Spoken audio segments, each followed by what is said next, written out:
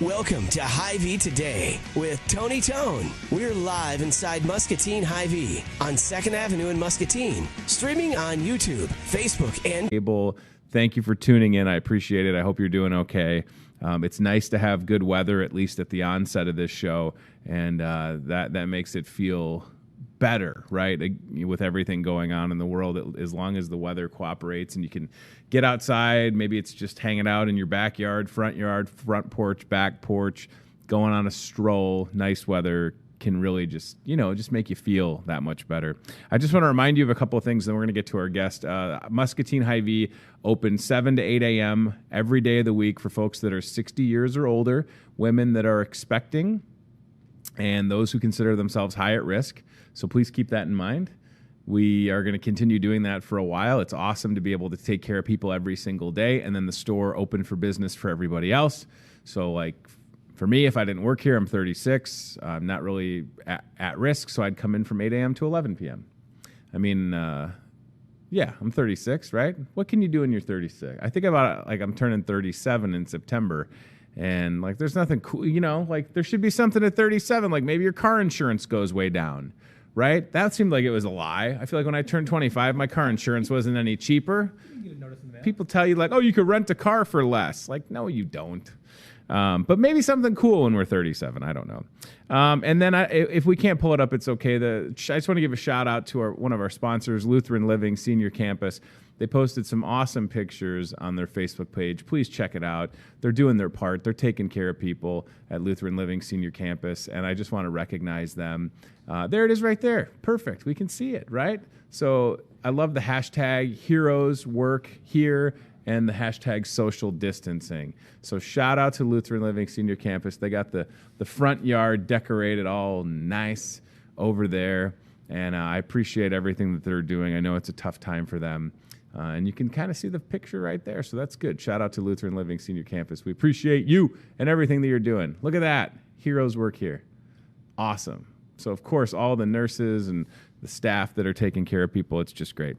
All right, that's fantastic. Our first guest is here. Our only guest today is actually here in the studio, Lieutenant Greg Bach with the Salvation Army. We're doing some social distancing, right? It's good to see you. I'll give you the air bump. We can do We can do elbows? That's the thing, like okay. Yeah. That's the thing. All right. So I learned it from the Vineyard Church when I was there. nice. They tell you They to were do a little like bump. elbowing. Is that the Yeah. Omies? Yeah. Is that Vineyard? Okay. Shout out to the Omies. Yeah. What's up, guys? So you were watching the show yesterday, and basically I was like, "You want to come on tomorrow?" And then I did send you a text, and you've been coming out to the store to pick up things like egg boxes and plastic bags, and I feel like I want to start by talking about the Salvation Army's response. Since when did it? It's kind of amped up. We go across the country, and really, it's a roam across the world. That is rare. That's our first responders. In this case, Everyone's impacted. So Sure. if somebody comes up to our door and says they're hungry and they can't afford food or can't make a meal, that's where we jump in, and we're able to provide them with nutrition. I love the cover photo. Hope is greater than fear. Yep. I'm definitely a hope person. I'm an optimistic person. I just want people to understand, Lieutenant Bach, you're feeding how many people? Are you calculating it based on meals per day, or is it people per day? Or is Meals it the same per day? thing? Yeah, meals They per do- day. Yeah, Okay. it's kind of the same thing. So today we have about 220 meals going out. Oh my gosh. I know. Did you see the face that you just made? That's how I feel like all the time. I felt like I felt like I saw a post the other day where you said you had like 160, which I thought was a lot, but over 220 today. Yeah. And we have drivers that Yeah. have volunteered through the United Way. They go out and they do the deliveries for us. Jeez Louise. Nicole Sorghum Fry, She's awesome. She puts them all together and Yeah. does the routes for us, and so it takes us a little bit to get them all out. But Yeah. even since the news came out yesterday, very sad, tragic news that the first death in Muscatine County. Sure. We've had volunteers call in and say, I just don't know if I can put myself at risk and Gotcha. be driving. So if you're out there and you can drive, and we'd love to have you help us out. I was going a lot of meals to, go out. so that's one of the things that's on my list, obviously, is how people can help. And if you're watching and you feel comfortable delivering meals, obviously contact the Salvation Army. Yep. And then is it, so 220 plus, is all of the, are all of the food, the meals being made at the Army and Yeah. then going out? Because you do have a really nice big kitchen. We do. We at have the Salvation Army. We have a big kitchen. We have Dan. I don't know his last name. I call him Dan the Man because he's putting together all these meals for awesome. 200 plus people. Wow. He volunteers at MCSA, and they have graciously loaned him to us Sure. for this time. So he's making he plans on the meals. He makes all the meals. He texts me the night before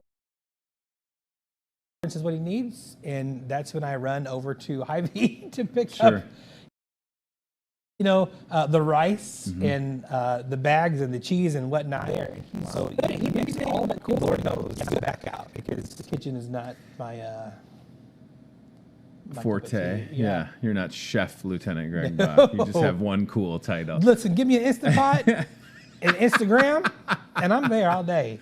I feel like you told me last week something, and there's been a lot of, like, I don't want to say revelations, but there's been a lot of things that have happened that are like, oh my gosh, like I can't believe that. And one of the things you said to me last week was, all of the freezing for food, donated food is gone.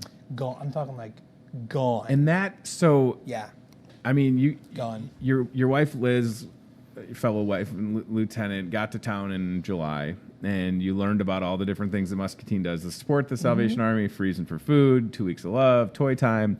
You're like, oh, cool, we're going to have a semi-truck full of food. It's Yeah, gonna, man. these people tell me it's going to last for 9 months. Yeah. So you had a semi-truck full of food. You're like, this is awesome. And it's gone, Lieutenant Bach? It's man, I'm like telling you. legitimately... It's gone, and it's gone because Wow. one, the need is that big. People are Yeah. we're feeding people, and we have the mobile pantry that comes through and MCSA. I mean, listen, now's not a time to be territorial and to Sure. be possessional about what we have to offer. Sure. So we're working very well with Scott Dahlke and Nora Dwyer from MCSA, and really getting people fed. Good. And sharing our resources, and we're both partners with Riverbend Food Bank. Awesome. So right. we're able to share those resources freely with each other because we're partners together in that food bank, food rescue program. We share our HyVee stuff, so whatever we have that they might need for their boxes or their bags, we share. So, and that means going through all of our stock pretty quickly. It's unbelievable. Sissy, to who's me. been there for 13 years. Yeah. She said the other day, I have never seen this pantry so bare. And I Wow. thought, good, because it means that we're not hoarding food. Right. We're getting food out, but also it's kind of like a this is getting real. Yeah. It's kind of like a whoa, this is really happening. And that's where it's important, again, for people to understand, like, the food you donated during that week in December Yeah. has made a difference. It's made an impact. Again, coming back to that hope is greater than fear that's on the cover page, and there's a great picture, Officer Whitney Pena stopping by the Salvation Army. We're talking little to girl. Lieutenant Greg Bach with the Salvation Army. Can you give us some examples of things that have made you feel hopeful? Because you do have a serious job, but you are an optimistic person by nature, and you understand that you're helping people. But can you just give us some examples of things along the last couple of weeks that you're like, wow, I'm so happy that we're here, that we got assigned here. And I mean, you've seen that already, but now during a time of crisis. Yeah. We get phone calls, and I don't need to open the can with this comment because it's not coming back. But we get calls every day Sure. for the family store. Gotcha. Is your thrift store coming back? Because they want to donate their clothing items. And when Sure. she says no, it's usually, how dare you close the store? We need the store back. But now it's gone from, okay, we can't give you that, but can we offer you some canned goods? Can we write you a check for your food pantry? Awesome. Because people are seeing that. And so Sure. they want, their heart is to give, and now they're just giving a different way. People in the community that have seen what we're doing, they watch the show, they want to say, hey, we want to give. Or maybe they'll get a meal from us, right? Sure. A lot of drivers have come back and they said, hey, someone wants to pay for the meal. And I say, well, no, we can't take money in exchange for service. Sure. One, it's not what we do. It gives the wrong impression. All our stuff is given out by what we're called to do. Sure. And so, but just the fact that people that can't get out of their homes, or they can't afford a meal, Sure. they're wanting to give to support other people that are in need. It makes you stop powerful. and go, okay, like this is what this is all about right here is neighbors helping neighbors, friends helping friends, and really it's being there for people when their time is uncertain. So again, there's ways that you can get involved, as we were just saying. I mean, whether it's volunteering or donating food or writing that check. You had a very successful Red Kettle campaign, but certainly, again, this is an unprecedented time, and the thought would not be to deplete a lot of resources because you still have to sustain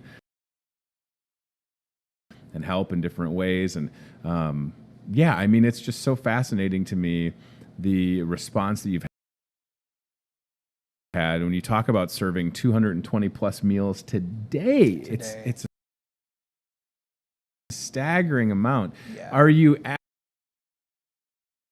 I want to ask this carefully. So for people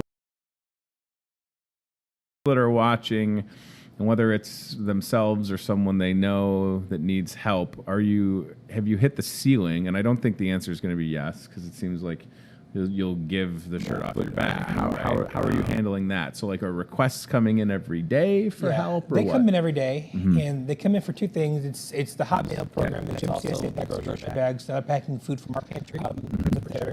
They're calling in for food. People have to understand that it's everybody qualify your needs. It's not our job. It's not our job to qualify your need, because your need is your need. You know your need. You know how it's impacting you. That we do have a guideline closely to. Yes. And that is, are you immunocompromised, or is someone in your family immunocompromised? Are you of the age where your age is a risk factor? Or do you have an underlying health condition that's going to keep you from getting out there and getting food? So the answer is yes to any of those. You qualify for help. Now, if you call and you say, I really just can't get out, like I'm really hungry, then we will do whatever we can to get you food, a food bag, groceries, whatever we can. But the Salvation Army's job in these situations is just to serve, and it's to feed people. And we don't, like I said, we don't qualify the need. We don't say you're more worthy than you are. We're just going to do. We're going to provide. And so I know that Chicago, they're having they have 40,000 meals they give out. Oh my gosh.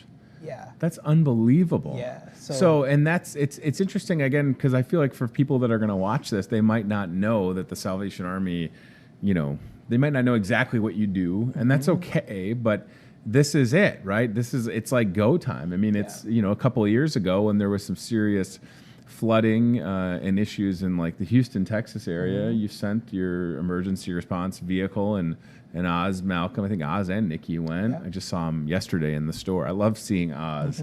Every time I see Oz, he seems to be telling me how he's going to Portillo's. And he said to me, he's Mr. Chicago, like you, so right. Oz says to me yesterday, he's like, Tone, you need me to get you a beef? And I'm like, I was just there last Wednesday.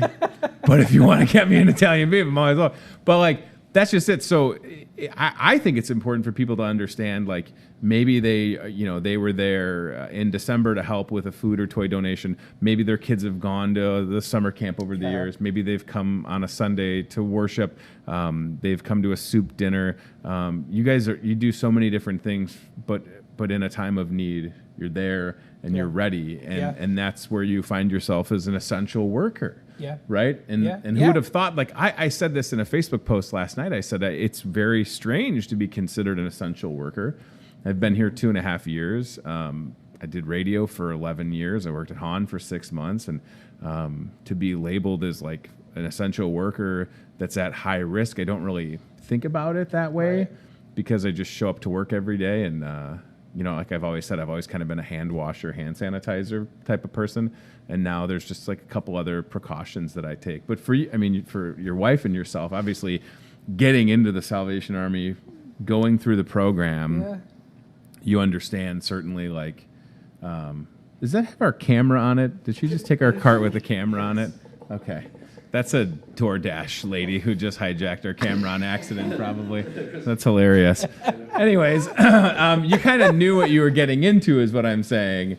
When you she didn't though, did she? She didn't know she was. Well, I recognize her. She drives for DoorDash, and she probably just thought, like, I'm going to help get this cart back over there, and didn't even really notice that there was a phone mounted on it. That's fine. Chris Anderson, very fast, by the way, got out of here in a second. But like, you've experienced a lot in a short period of time. Yeah. And I don't want to say like nothing surprises you, but I mean, you've gone through a lot. But this is what you signed up for, right? This is, They tell us. It. They tell us during 22 months of training, like, don't let this 22 months of training fool you. Sure. Because this is nothing like it's going to be like out in the real world. Now, thankfully, my wife and I have previous ministry experience in the Assemblies of God, and just doing different community events and serving people throughout our life. And our families are involved in that. My dad's a fire chief. Sure. My mom does nursing. My sister does nursing. And so her family's all in like these ministry positions where they're serving people.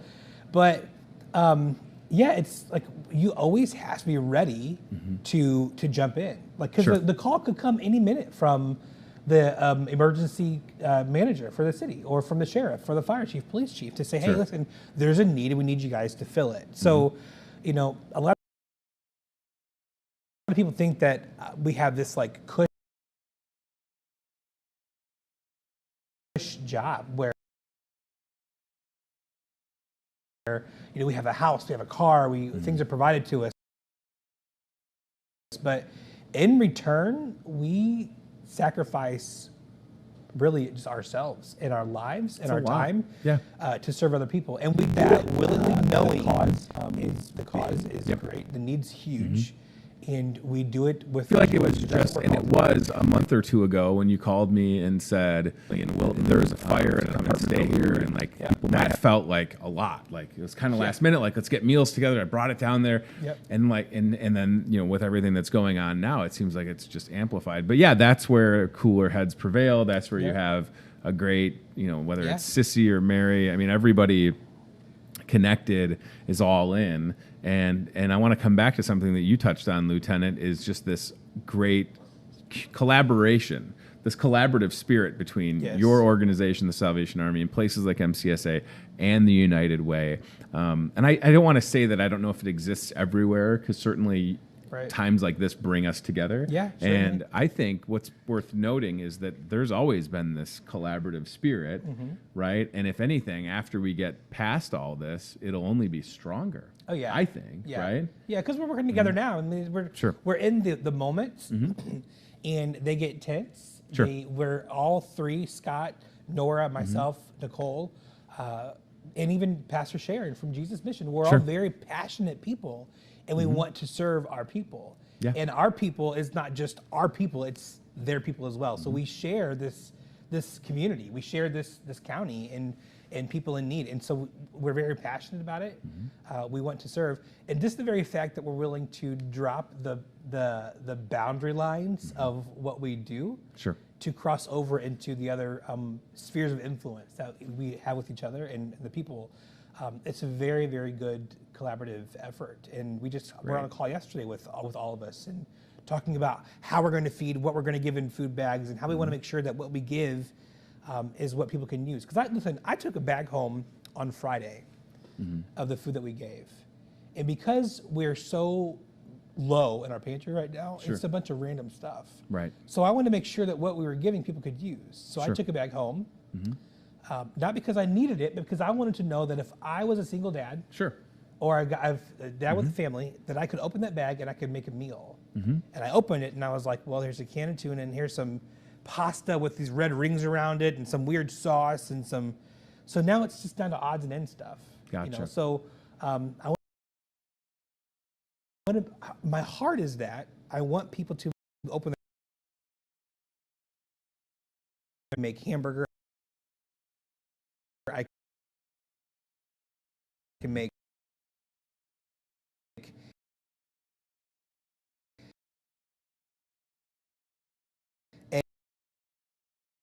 eggs. I can make pancakes. I can make a meal for a week for my family.